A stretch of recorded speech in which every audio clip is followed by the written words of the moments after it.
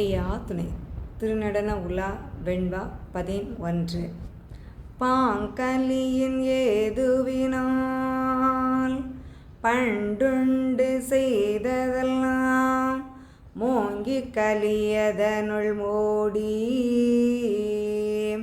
மூச்சு விட்டு ஓங்குவது ஓங்கி உறங்குவது தான் உறங்கி முங்கி குளிப்பு நாள் முற்றுதோ.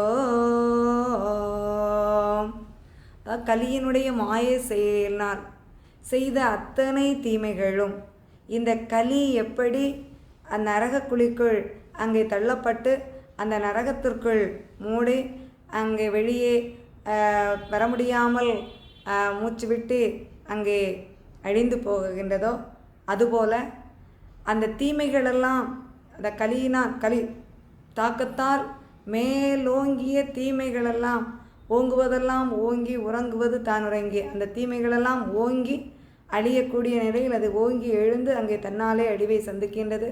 அதன் பிற்பாடு அப்படியே அது தான் உறங்கி தன்னால் செயல்பட முடியாத ஒரு நிலையில் அங்கே அழிவை சந்தித்து உறங்கி அங்கே முங்கி குளிப்பு நாள் முற்றுதோ.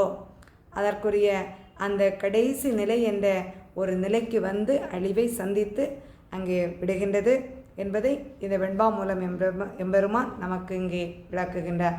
ஐயா.